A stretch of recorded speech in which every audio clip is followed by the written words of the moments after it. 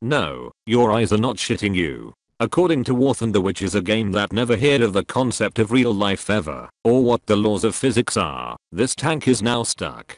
The only way I got out of it is not because that son of a bitch Panzer IV that just drove by helped me. No, it was because I was using manual gear instead of shitty automatic. While I do that, Mr. MLG himself is going to tell you why the War Thunder physics for tanks are not quite right.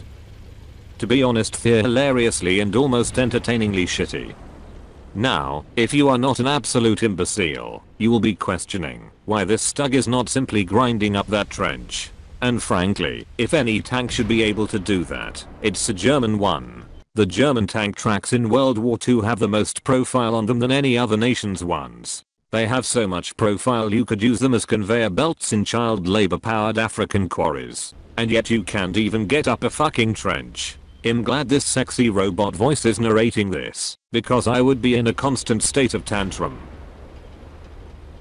And now, since I have completely fallen into this mousetrap, only the helping hand, I'm sorry, crane of a Jagdtiger should be able to get this stug out of this fucking ditch. But no, the geniusly stupid movement physics for tanks are not done yet. Apparently Gajub had the foresight of making their players a way out of their trenches once they get stuck.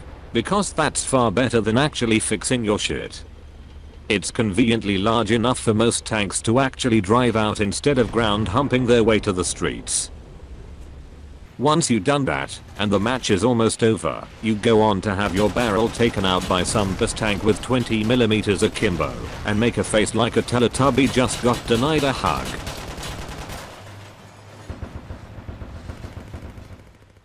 But we are not even done yet.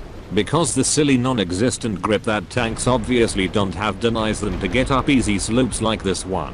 Honestly, this tank is fighting harder to get up that hill than a participant of The Biggest Loser. And this goes to Gajub. Please explain to me, since when solid rock behaves like ice, I'm beginning to doubt the conspiracy theory that your offices are actually in Moscow, but that your guys developed War Thunder from the icy tundra of Siberia and never saw the color green in your life even once. Yes, I know this is slightly offensive, but this is the only way to make sense of this. If you dare to think about it before your brain hurts. And don't act as if those problems were around since yesterday. They are now getting very close to entering the third year of ground forces and the tanks still feel as light as a fucking bicycle. To illustrate the mass issues even further, I took the liberty of trying to recreate this in War Thunder. But as you might have guessed it already, this proves to be kind of diffy. I'm sorry. This proves to be kind of impossible when the heaviest point of the tank is the actual center of mass instead of the engine, which is especially wrong for the long cat of all tanks called Churchill.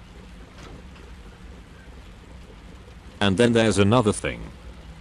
What the fuck is this? We always knew trees and their hitboxes were kind of bullshit, but this is absolutely ridiculous. Watch in disbelief as this tank is trying to fuck the shit out of this poor Stalinwood tree. Russian bias confirmed.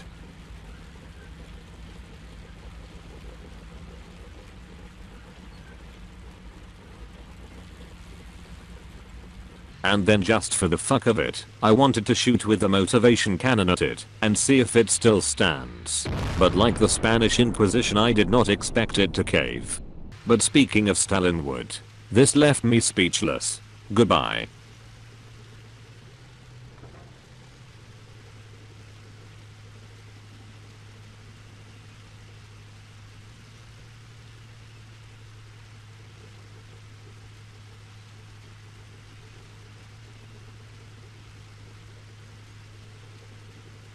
I think I'm gonna turn this into my War Thunder forum signature.